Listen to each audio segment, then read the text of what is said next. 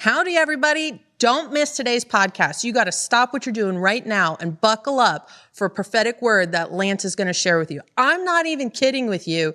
This is a prophetic word you do not want to miss. So set some time aside and get ready, because we are talking about the scales that are being weighed in the heavens right now, the second Passover, and the blood moons. That's right, the blood moons that just happened. Lance got a download from heaven about what God's about to do in this nation. We have 7 months. We have a window. So tune in, turn it up, and get ready, because Lance is kicking it off right now.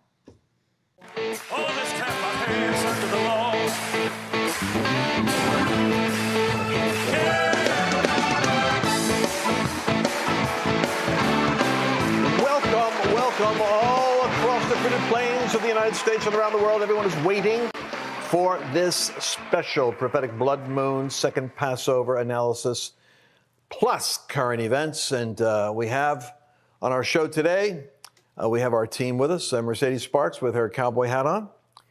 Reminds me of, you don't remember this. It was, Sally, what was the name of this lady when I grew up? Sally, Mustang Sally. No, it's not Mustang Sally, it was Sally. And it was some lady that had a hat on, a cowboy hat on. Sally Starr. You ever hear of Sally Starr? Never heard of her. Oh, a big celebrity when I grew up. She was on TV just like that. Things recycle. You see, it's like bell bottoms. The cowboy hats come back. Carl's over there wearing his hat. What do you got on your hat there, Carl? Yep, it's the Lance Wallnau Show with Carl Wallnau. What? Oh, there we go. What? We have a Carl Wallnau hat now? We do. We have a Carl Wallnau hat now. Are you serious? I do. I am serious. And also, if you want to pay an extra 20% at the merch table, wear this hat, and we will upcharge you for no reason. Carl, did you say 20% off? No, I said an extra 20%. Either that, or you can take the hat off and show some respect to the people working the table. But odds are you're not going to do that. So there you go. So people are going to have to pay an extra 20%. I'll tell you what. That's it. That's why we're here. That's what I bring to the table. Great. Jonathan, peacekeeping. Yes. And how you guys doing over there? What's happening? What did you do this weekend, Jonathan? Oh, goodness. Hung out with Carl, actually. Are you serious? Yeah. Did you have an influence on him to make him more nurturing? Sorry, what did you say? Yeah, I heard, did you have an AA? And it's like, no, we didn't have an AA. Well, all right. See, Jonathan so artfully dodges all controversy.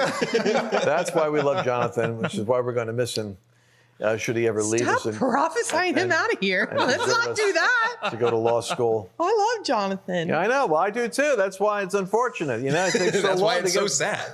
Yeah, we don't know who's going to be sitting in that seat soon, but it's. No, Jonathan, don't go anywhere. I tell you, the kid. Jonathan wants to go to law school. He wants to go to law school. He wants to be, you got to be aggressive though, Jonathan. If you're going to be representing us in the courts up there, you'll probably be the most likable guy up there at law school. That's one thing I can guarantee. Got to increase my D tendencies. Yeah, increase your D. Yes. Put on the warrior mode, and that's why Carl is probably going to be a good guy to hang out with, and Carl could learn from you to be more of the statesman. What was the show you guys wanted to do? There was like a lawyer show that Carl was going to ask him incendiary things. Legally speaking. Legally speaking. Now, explain legally the show. speaking, Jonathan, what are our options here moving forward? Legally speaking. None. There are none. There's no good recourse. Back to you, Lance. All right, look, I have important things to cover today. And so everybody's talking to me. So I get this message yesterday from Gene Bailey. Hey, we're doing War Room. No, it's not War Room. That's Bannon. We're doing Flashpoint, right? Flashpoint tomorrow night. Could you imagine Gene doing War Room? Imagine Gene Bailey and Hank Kunneman on War Room with Steve Bannon. Oh, gosh. And Steve Cortez. Oh, my gosh. Anyway, so I can take this thing out of my ear now. I don't need it. So now here's the deal. I don't even look at this thing's hanging off me. I look like an alien. Okay, there we go. Let's put this thing somewhere else. What's great is that people on the podcast know exactly what you're talking about. I'm talking about the thing that's in your ear when you're doing newscasting, which is annoying because it's in your ear. Most people don't like stuff in there. All right, so here's the deal.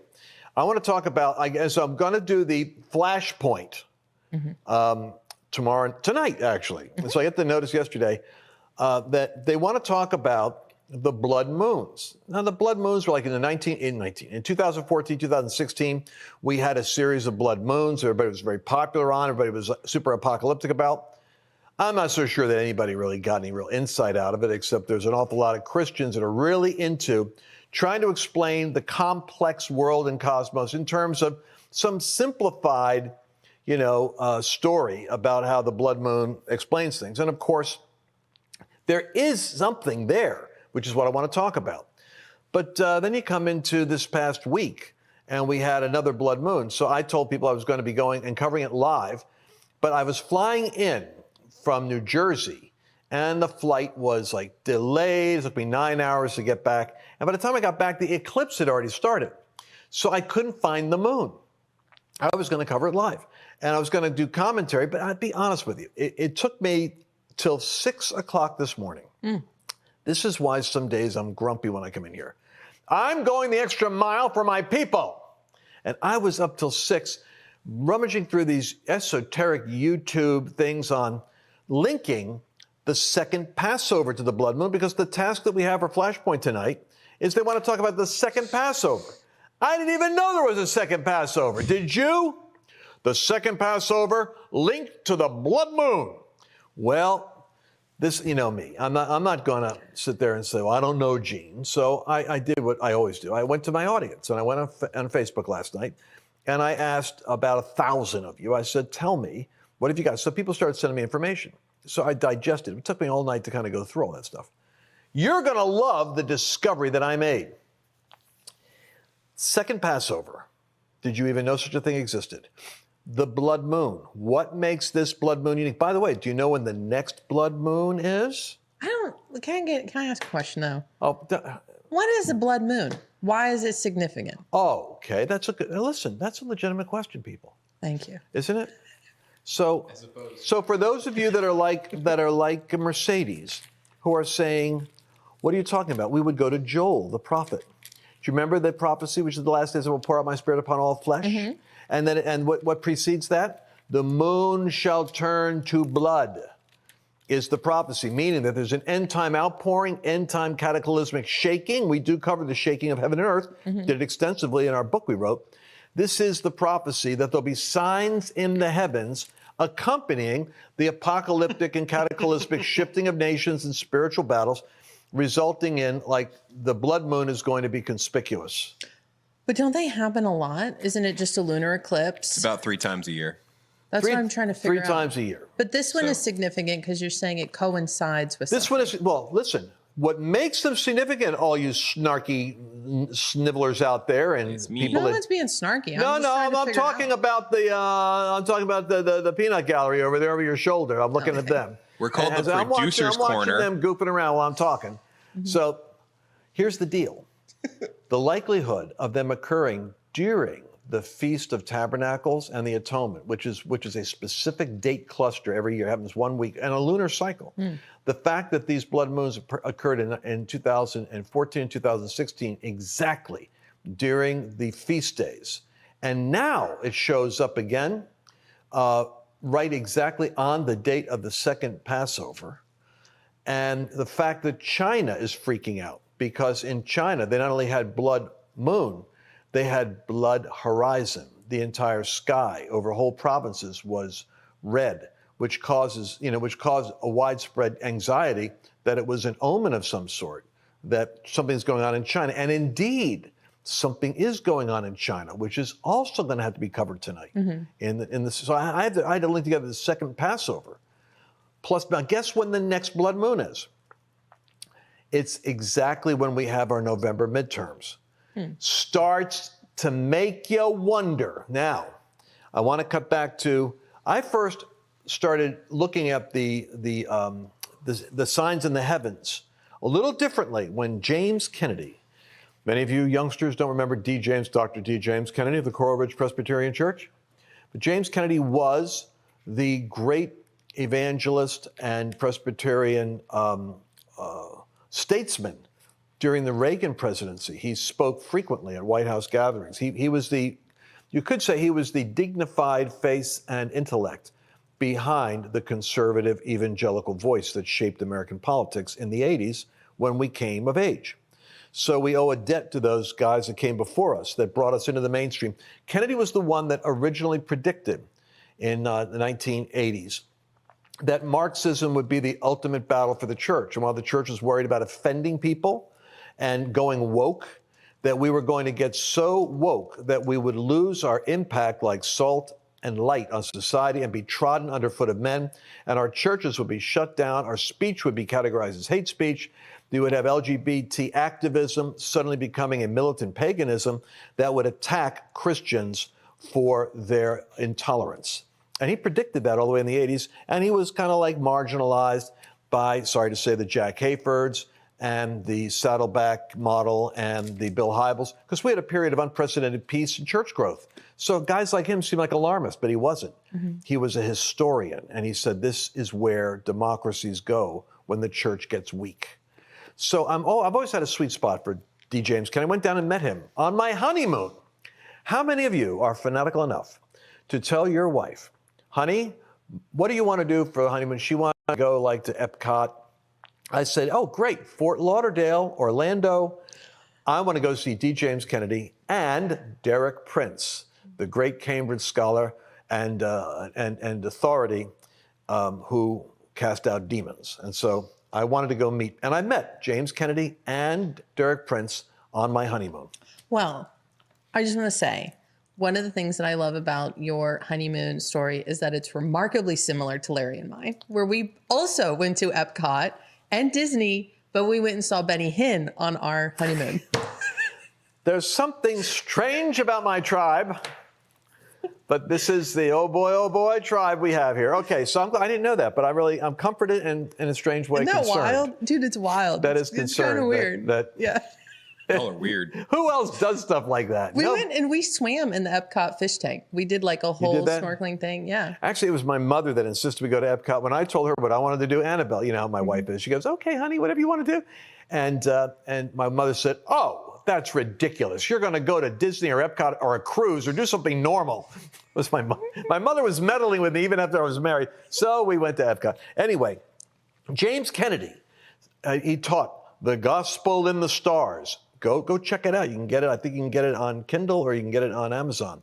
Kennedy said the zodiac is actually the 12 constellations that have been hijacked by the New Age movement astrologists so that Christians literally left their own biblical history of the gospel in the stars.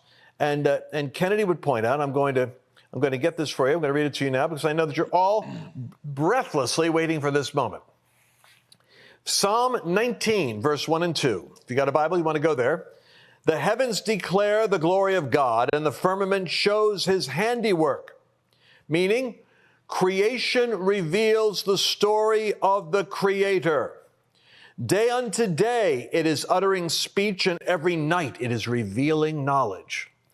There's no speech or language where the stars, with a voice in the heavens, isn't being proclaimed, and their line has gone out, or their message has gone out throughout all the earth, and their words to the end of the world, because God set a tabernacle for the sun, which is like a bridegroom coming out from his chambers, rejoices like a strong man to run its race.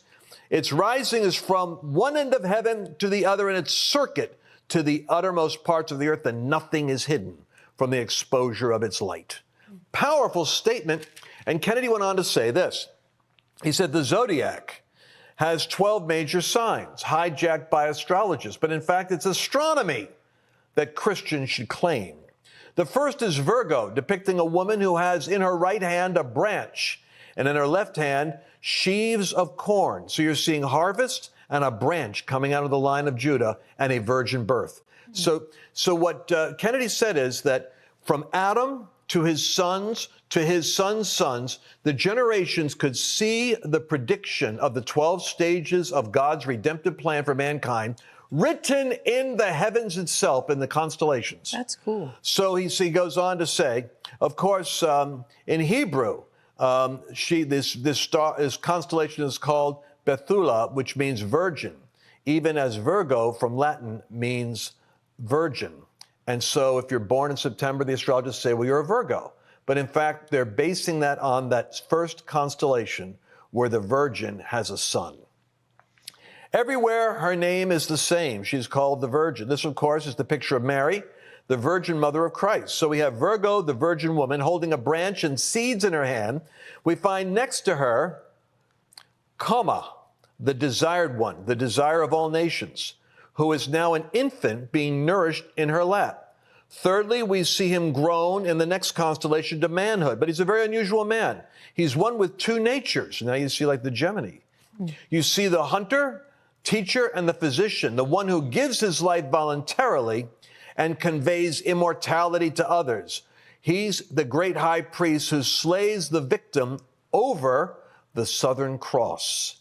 So then you go to the next constellation, where a man with a divine nature and a human nature is connected to a cross.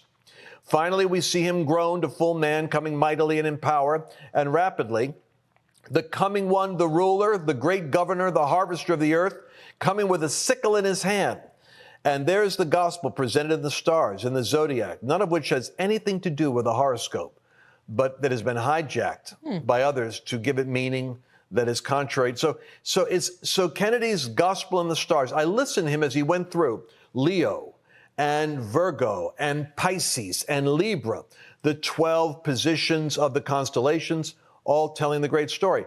So when we talk about the blood moon, and we talk about this particular blood moon coming at the time of the Second Passover, I was kind of curious. Well, is there a biblical story to be told that I want to be careful about being silly about? Because if you have the wrong attitude, you can just grieve Revelation right away because you're making fun of stuff you don't understand.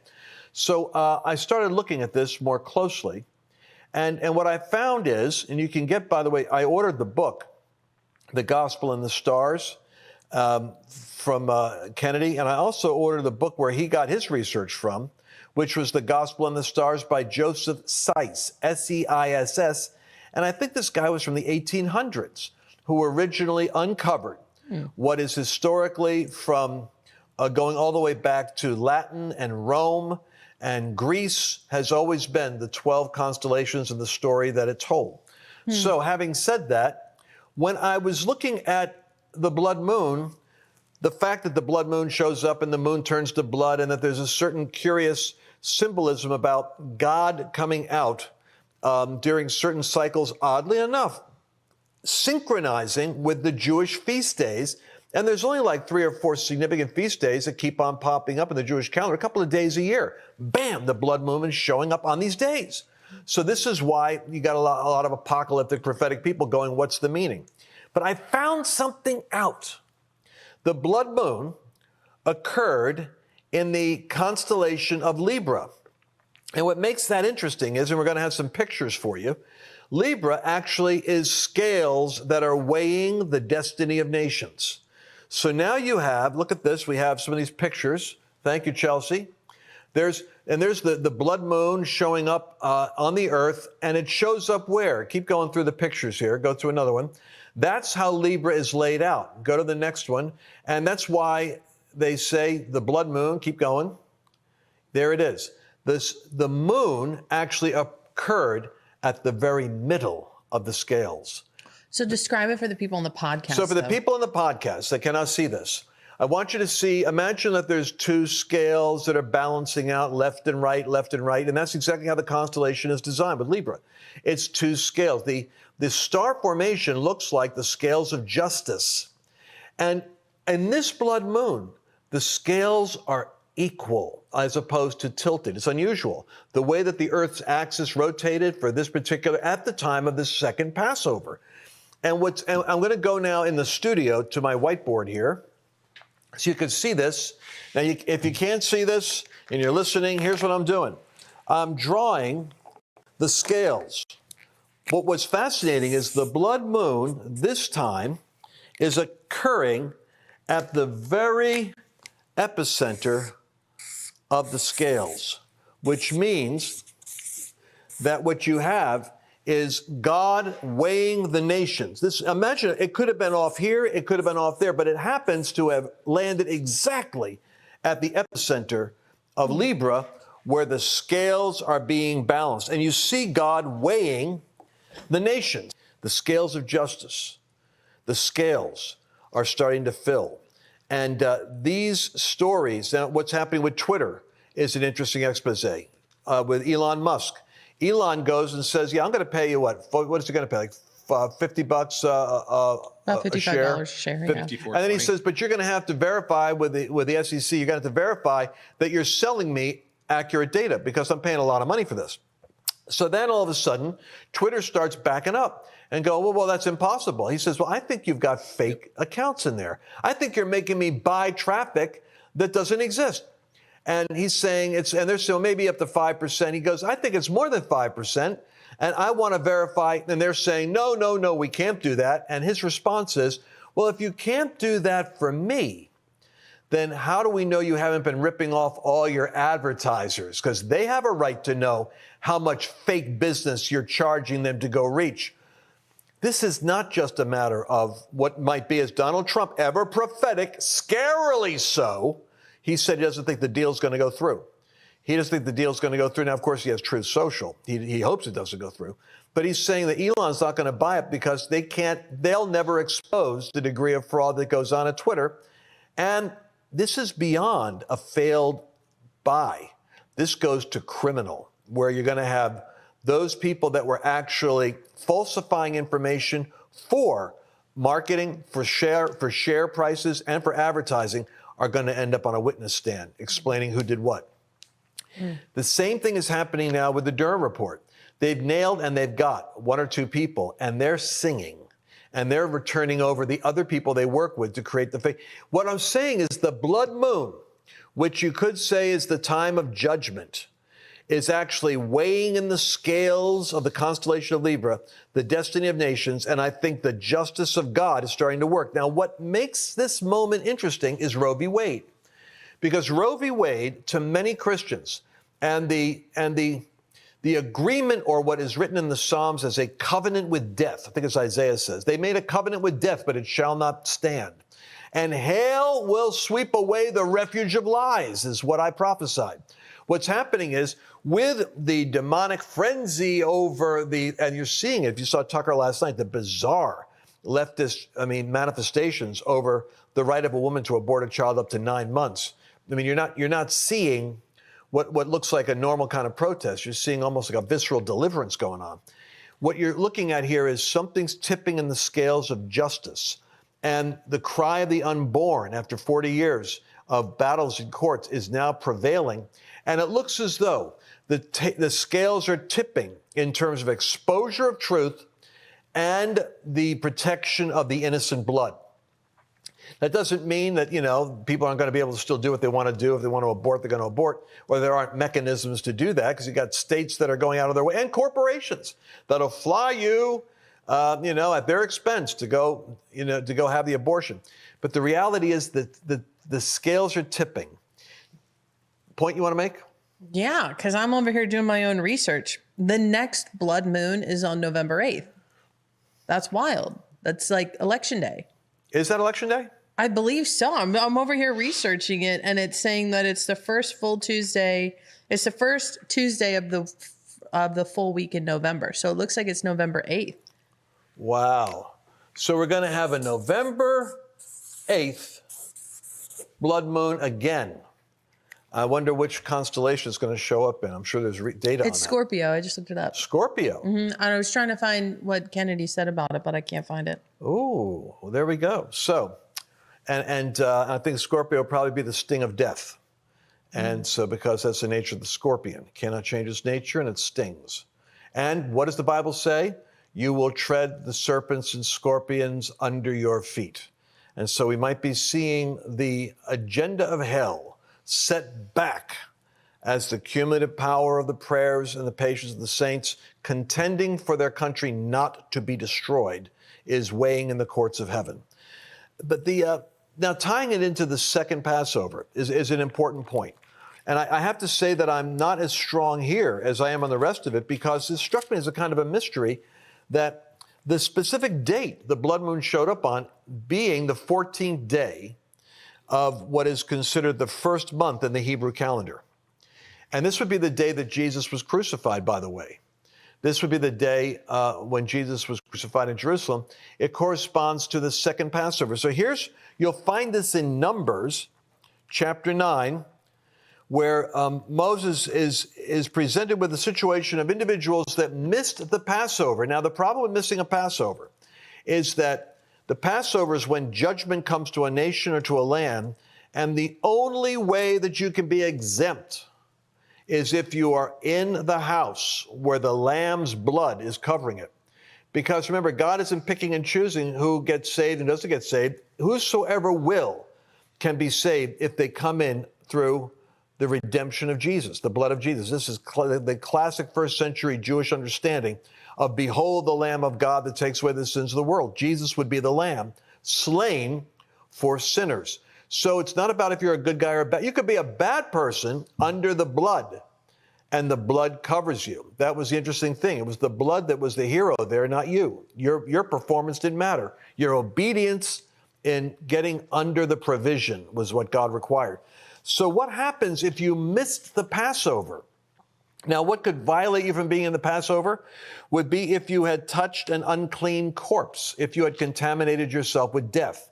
If you had handled a dead body, then you were disqualified from being able to be around other people for the Passover, so you weren't technically participating with the other believers. And so this is a strange verse. It's Numbers chapter 9, verse 10. The Lord spoke to Moses. In verse 7, it says, men said to Aaron, we became defiled by a corpse. Why are we kept from presenting the offering of the Lord at its appointed time among the children of Israel for the Passover?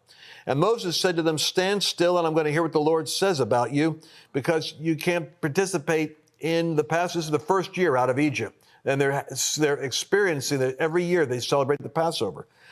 And the Lord says, speak to the children of Israel, saying, if any one of you or your posterity is unclean because of a corpse, or is far away on a journey, meaning you were not in proximity to any place you could do Passover, then you still can keep the Lord's Passover on the 14th day of the second month. That's it. 14th day of the second month, not the first month. At twilight, they may keep it. They shall eat it with unleavened bread and bitter herbs. They shall leave none of it until morning, nor break one of its bones, because the Messiah's body was taken down from the cross. They broke the legs of the first thief. They broke the legs of the other thief. When they came to Jesus, he was already dead. So they took a spear and thrust it into his heart to make sure that he was dead. And so not a bone of his was broken, according to this verse. And but the man who is clean and is not on a journey and ceases to keep the Passover, that same person shall be cut off from among his people. The man who is clean, but the man who refuses to show up and do it, hey, he's lost. You shall cut him off from the people, because he did not bring the offering of the Lord at its appointed time, that men shall bear his sin. And if a stranger dwells among you and would keep the Lord's Passover, he must do so according to the rite of the Passover, according to its ceremony. You shall have one ordinance, both for the stranger and the native. It's a beautiful statement. Whether you're an Israelite or a Gentile, whether you're a Jew or a Gentile, if you come to Jesus, the blood will cover you. But why would this be existing, my friends, during the blood moon that occurred in the house of Libra on the 14th? Because there is no second chance for Passover, no second chance for Tabernacles. There's no second chance for Pentecost. But God is giving extra grace. Do you see what this is? The Lord is extending extra mercy, so that I think he's giving mercy to America. I really do. I think what he's saying is, you're in a complex battle with the powers of darkness. But if you will come in to the covenant that I have for you, if my people, even if you're a stranger, but you respond to the message of redemption, to the call of God to the nations, you can be saved. And so there's, in a sense, a parenthesis happening, I think, in history. And this is what we said before, that I said, this is what it looks like in January. Joshua went down to a valley. He had to deal with the Amorites. The Amorites had taken so much ground that Joshua began to win, and he realized he didn't have enough time. And so he asked God to hold the sun still and the moon still in the valley, and they fought all day, and the sun stayed still until they had vanquished their enemies. I think God is giving grace for an extension of time, the double Passover, the extra offer, the extra time, while the heavens is now judging and judgment is in favor of the saints. And you're starting to see the battle shift from Roe v. Wade to truth coming out on the courts to the nature and disposition of the left self-manifesting and actually revealing itself, root and fruit, which is what we had predicted 3 years ago, that the root, that God's going to deal with America by casting an axe to the root of the tree, and the fruit of the tree is going to be exposed. And America's now getting a choice. Scary thing is, you could choose life or choose death. But it looks as though in the scales of heaven, God is moving in a particular way. Now, we're going to have to tie it into China. China is going through an absolute economic meltdown right now because China never is honest about its economy. But it is having to record that it is experiencing a major first contraction. Now, that's going to affect the supply line in America. It's going to affect the global economy because China is the large manufacturing base for the world, and America's sold out itself to be dependent on China. So what's happening now is the red skies in China and the blood moons in China are dramatically, disproportionately conspicuous during those periods of days, because I think China itself may be undergoing a certain kind of a judgment of its own. We don't know everything that's going on in China. We know that the economics aren't honest, but that's not the sin. The sin is exactly what is the rulership of those people? What are they experiencing? And the church is persecuted in China, and God cares about the way his people are treated. During this period of history, sheep nations are still rising. Thoughts? Thanks. I think this is really a fantastic series. And I want to go back to where we started, which is this idea of, what's the significance of a lunar eclipse? I think that's what the world would say watching this. I think that's kind of like what a non-believer would say, like, oh, you Christians always making something out of nothing, because there's a tendency in the church to do that. But I think you've done a really wonderful job, Lance, of really outlining why it's significant, because it's coinciding with certain celestial events and times on the Jewish calendar and times on our calendar, which I think paints a completely different picture. And one of the things I think about too is, rarely do we even look up to the heavens anymore.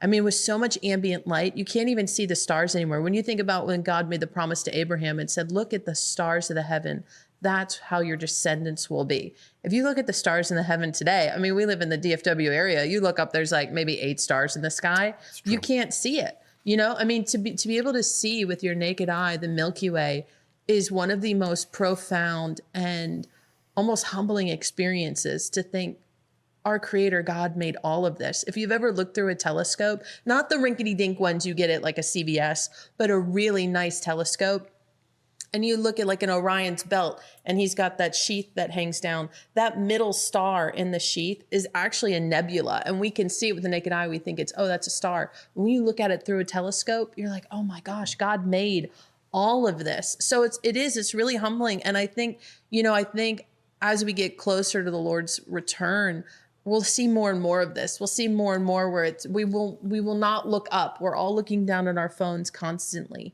so you miss these signs. You miss the signs in the heavens. And unless you're doing the type of research like you're doing, I mean, sure, it's a cool picture to take. Oh, it's another lunar eclipse. Right. But if you don't do this next layer of research, like what you've done, you miss it. And my big takeaways from this whole broadcast is the fact that it fell in between the scales was really remarkable to me. And then that the next time we have another blood moon is November 8th. And what I felt during this, what I feel like I'm taking away from this, is America is being weighed. And I looked at because, obviously we're on a globe, we're on a circle. And so the countries that were able to see this blood moon were Africa, Europe, South America, and North America. The November 8th blood moon is going to be visible in Asia, Australia, Pacific, and South North America. Wow. So when you think about, I think we're in a time of judgment. And I think too, Lance, the idea that it's falling in the scorpion, and you said, hey, it's a sting of death. I almost feel like the sting of death can go either way. Will the enemies of freedom and sovereignty be judged, and those who uphold the idea of murdering the innocent, will they be put under judgment? Meaning, will we see a shift in power on November 8th? Or is the church not going to rise to the occasion? Are we not going to pick up the mantle of civic engagement and our responsibility to steward? Will the church continue to sleep, or will we awaken like we're supposed to this year? We have 7 months.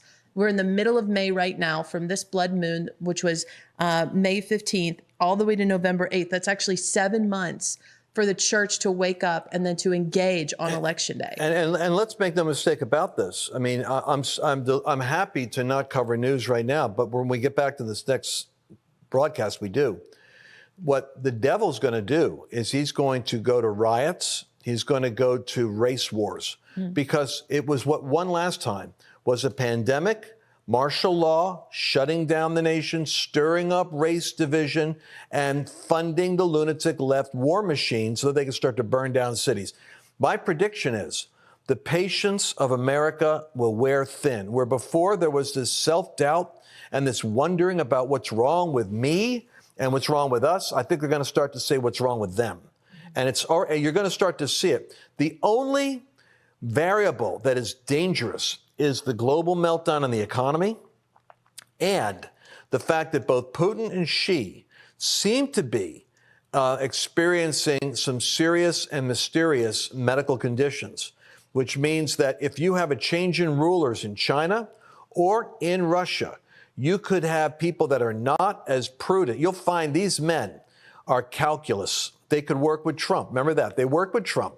They're not interested in meltdown. But if you put the wrong number 2 person in a number 1 seat, you could go worse. You could end up in your Armageddon scenario a heck of a lot faster, in which case the devil, if he can't win, he'll disrupt the game to change it. And so in America, what the left is going to do is, as we'll cover, they're going to lie through the skin of their serpentine teeth in order to get America to into a war or into a race war, because it's that animal, primal, almost like demonic nature that takes over in humanity. Unless it's restrained by the power of the Holy Spirit and the gospel, human beings can be manipulated into tribal, barbarism. And so we've got to hold back that. And that's why the courts are under attack, because the courts is a force for what? For restraining lawlessness. And that's why when the courts and the judges are under attack, lawlessness is reigning. But you're seeing reluctantly Merrick Garland, even DeSantis. Did you catch this? He just made it illegal for protest to be at the residence of a private citizen. He said, forget the courts, period.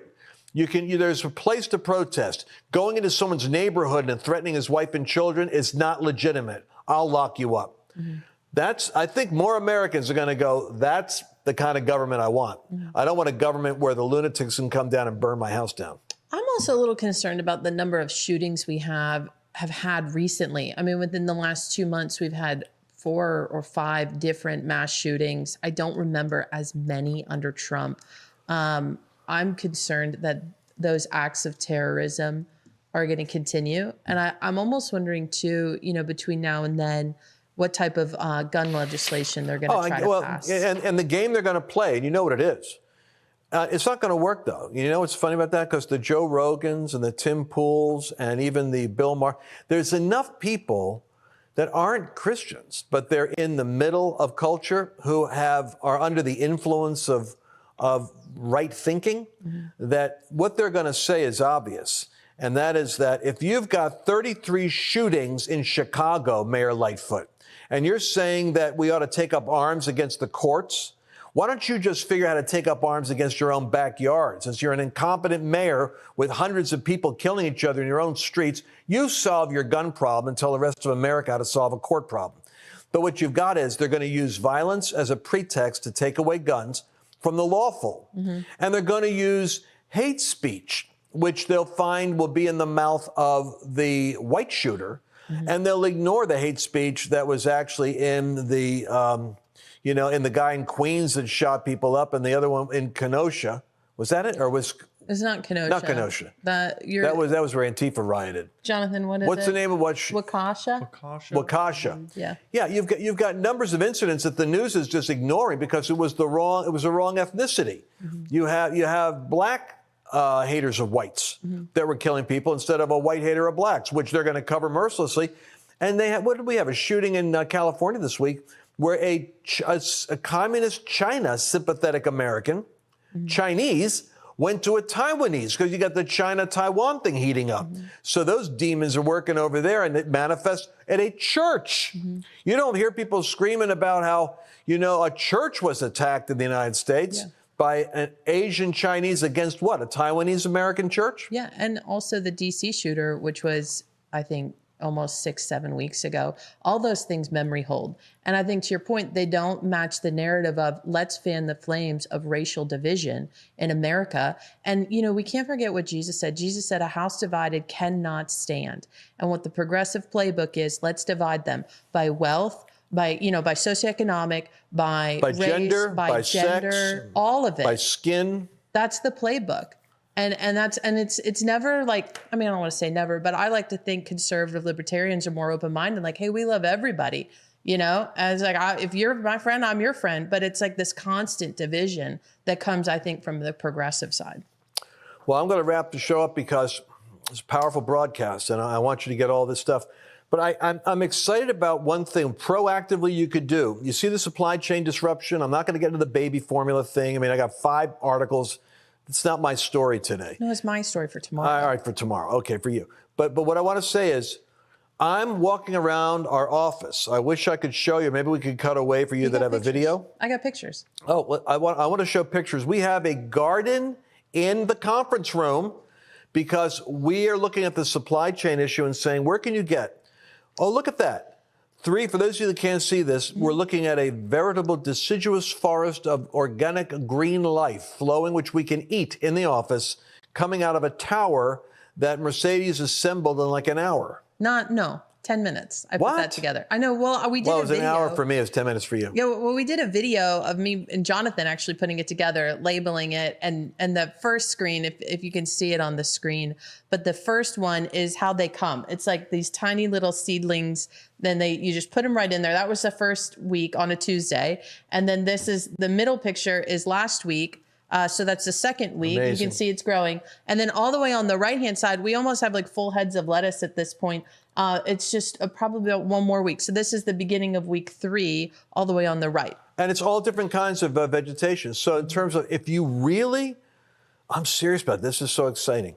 And it's indoors. It's not like you have to worry about bugs or even animals getting at it. And I don't want to go there yet, but neighbors, that if you had a garden, and you had food and stuff, the animals will get it. You could even have neighbors who could get it. This is indoor stuff. So yeah, it's great. It's great. It takes about 4 or 5 weeks, and then you can start harvesting it. And the great thing is you don't have to take the whole thing out. You can just go in with some scissors and cut off. And I'll do like a mixed salad. I'll do a little spinach.